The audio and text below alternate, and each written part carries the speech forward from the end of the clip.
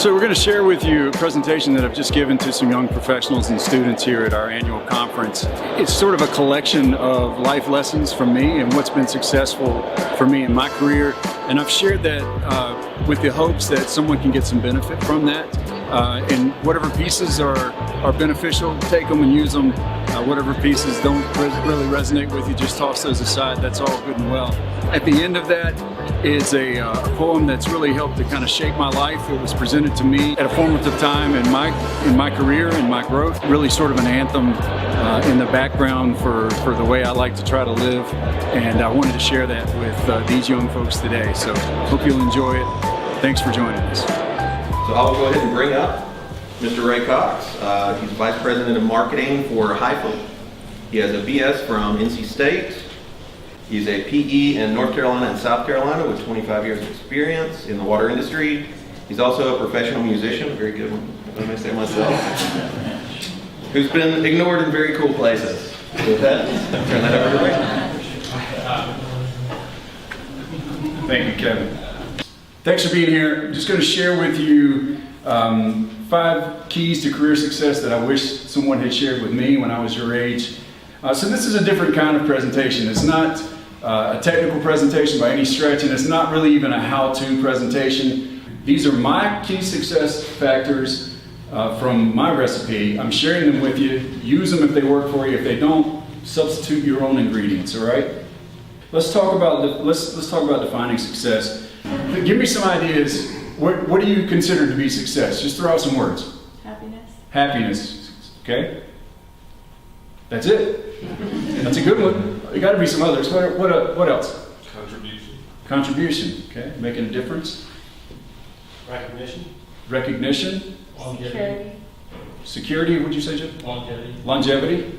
All right. These are good words. I think what we're hearing is that one size really doesn't fit all, and that success is really more subjective and personal than that. And so what I would tell you is to be wary of someone who comes to you and says, this is how you will succeed, or this is how you are going to spell your success. I can't tell you that. I can tell you what's successful to me and what's worked for me, but I can't define your success. That's your task alone, all right? So be aware of that.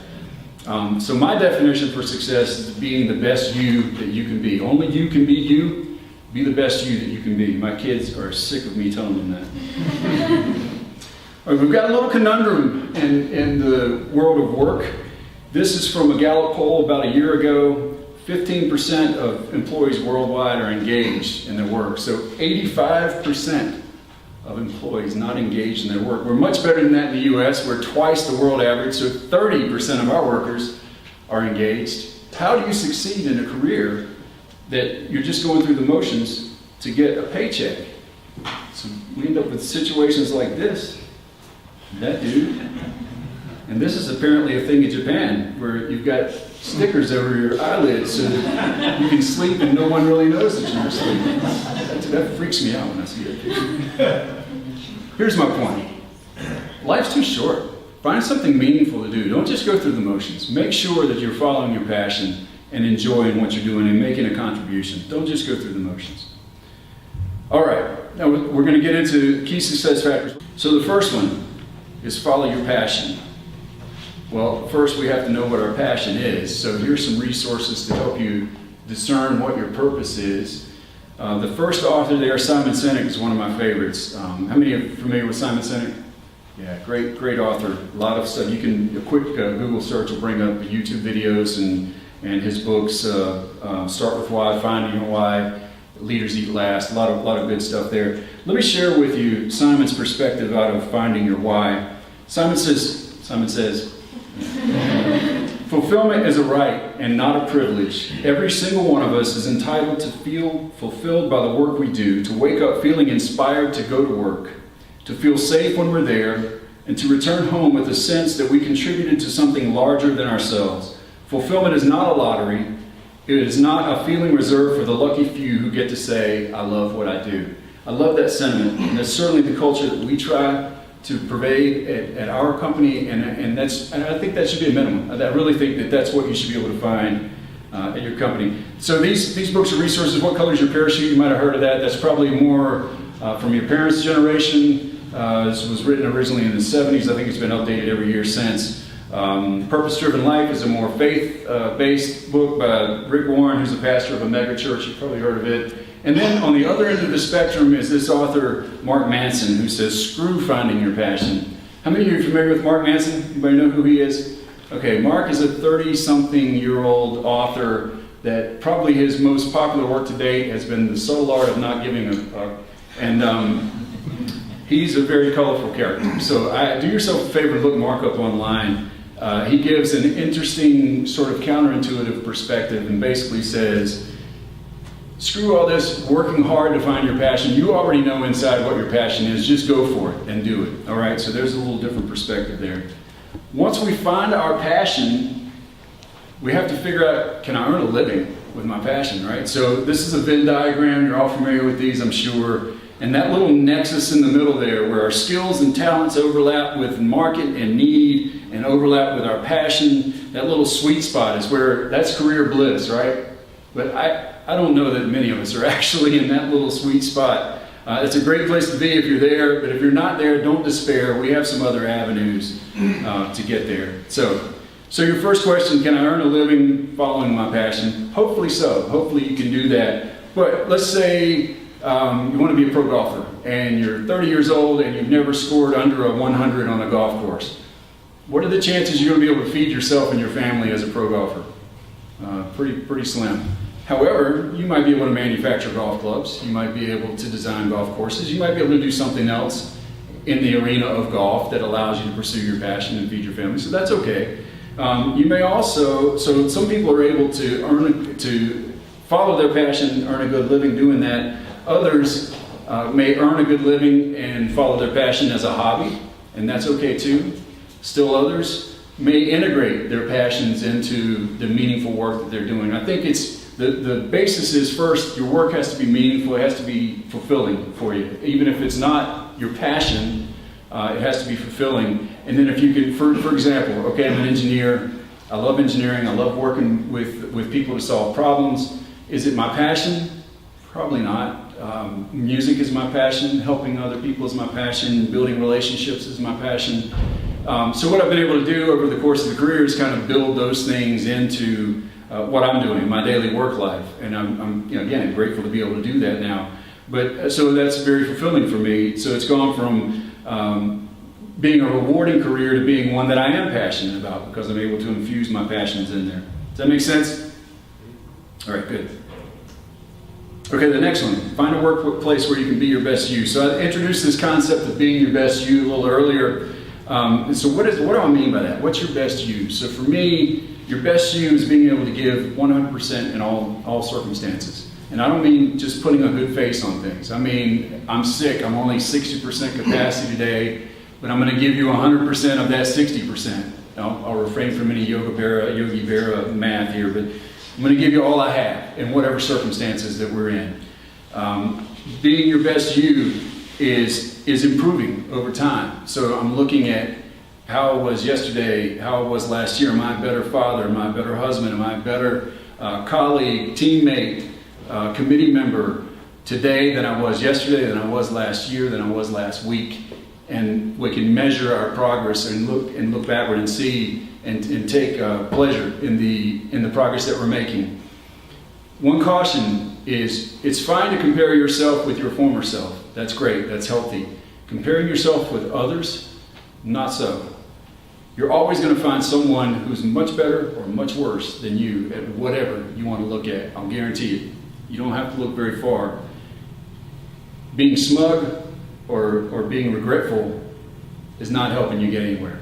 Compare yourself with yourself. Don't compare yourself with others, right?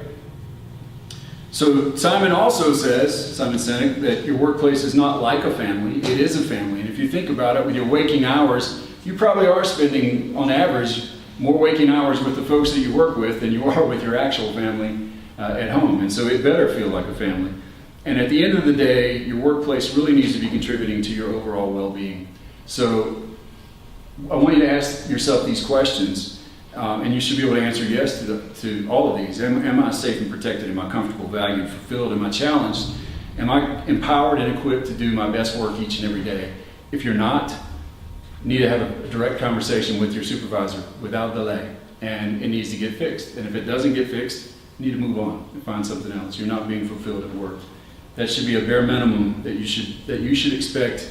You're not doing yourself or your employer any favors if you're in an unhealthy situation there.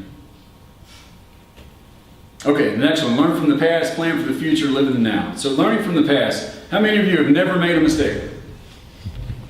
All right, we're dealing with humans, that's good, that's good.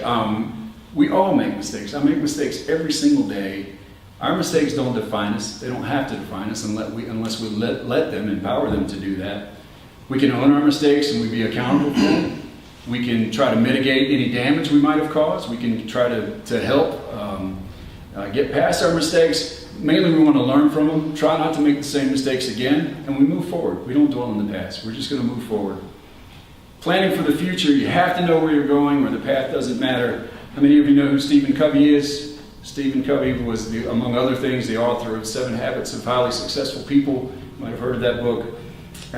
He says, begin with the end in mind. So he says, envision the end result, the destination, the product, whatever the end is. Envision that before you start. Take the time to do that and formulate it in your mind.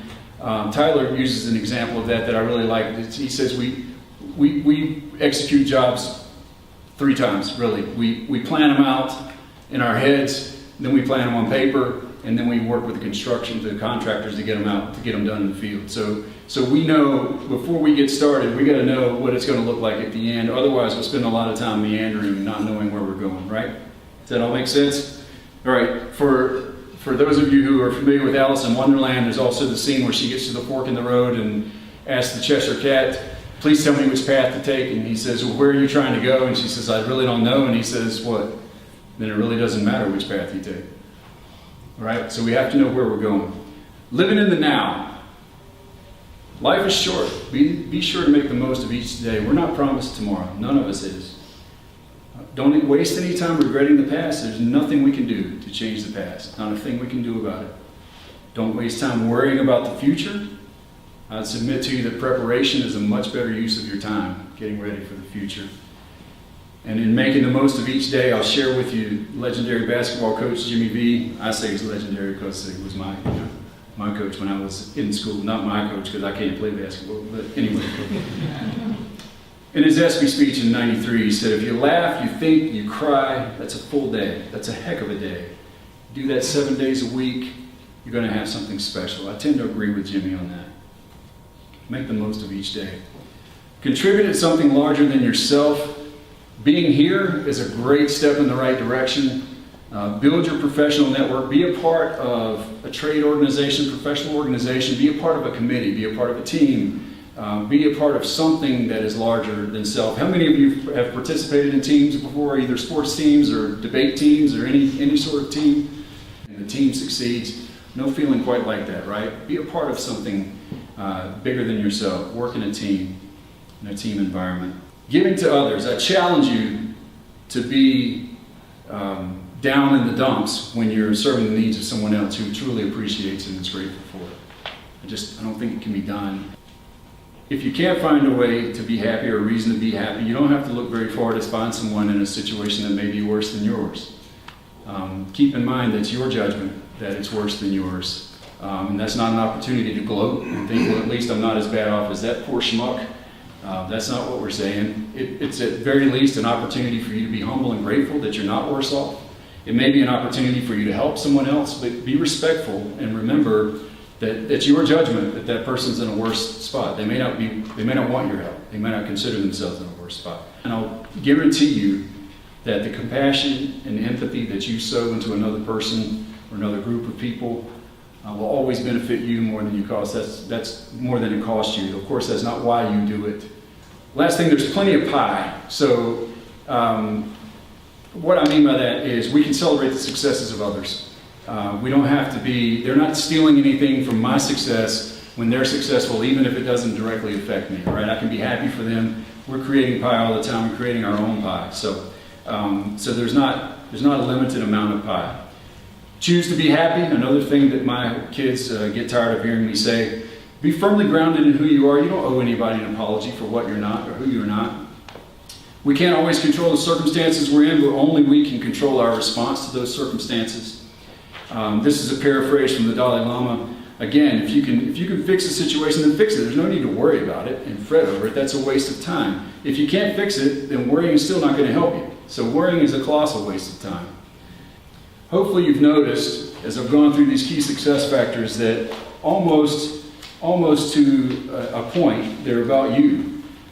I've asked you to understand yourself, trust yourself, put yourself in a healthy place, and then direct your own thoughts toward positivity. So your key to success is already inside you. Trust your instincts, listen to that inner voice, and be the best you that you can be. A couple of other thoughts. Be protective of your time and energy. Be willing to pass over the good on the way to the great. How many of you read Good to Great with Jim Collins? That's another good book, good resource. Align yourself with level 5 leaders. I'm going to leave this one for the sake of time. You can look up Jim Collins' Good to Great online and learn about level 5 leaders. And then I just have a pet peeve about people who always quote other folks. I feel like they don't have anything worthwhile to say themselves. So. And not wanting to leave you with a negative thought. When I was probably in my early 20s, I was in a fraternity leadership conference, and Ed Stevens recited this poem for me, and it's just been a life-changing poem for me. I refer to it a lot, and I just want to share it with you. So I have not committed it to memory, though I should, but if you'll bear with me, I'd just like to read this for you. This was written by Max Ehrmann. This is called Desiderata. It was written by Max Ehrmann in 1927, and I'm just amazed at how appropriate it is still for today. Go placidly amid the noise and haste, and remember what peace there may be in silence. As far as possible, without surrender, be on good terms with all persons. Speak your truth quietly and clearly, and listen to others, even the dull and ignorant. They too have their story. Avoid loud and aggressive persons. They are vexatious to the spirit. If you compare yourself with others, you may become vain or bitter. For always there will be greater and lesser persons than yourself. Enjoy your achievements as well as your plans. Keep interested in your own career, however humble. It is a real possession in the changing fortunes of time. Exercise caution in business affairs, for the world is full of trickery. But let this not blind you to what virtue there is. Many persons strive for high ideals, and everywhere life is full of heroism. Be yourself, especially do not feign affection. Neither be cynical about love, for in the face of all aridity and disenchantment, it is as perennial as the grass. Take kindly the counsel of years, gracefully surrendering the things of youth. Nurture strength of spirit to shield you in sudden misfortune, but do not distress yourself with dark imaginings. Many fears are born of fatigue and loneliness. Beyond a wholesome discipline, be gentle with yourself. You are a child of the universe, no less than the trees and the stars, and you have a right to be here. Whether or not it is clear to you, no doubt, the universe is unfolding as it should. Therefore, be at peace with God, whatever you conceive him to be. And whatever your labors and aspirations in the noisy confusion of life, keep peace in your soul. With all its sham, drudgery, and broken dreams, it's still a beautiful world. Be cheerful. Strive to be happy. Max Ehrmann, Desiderata. Thank you for your attention today. I appreciate you participating. Thank you very much.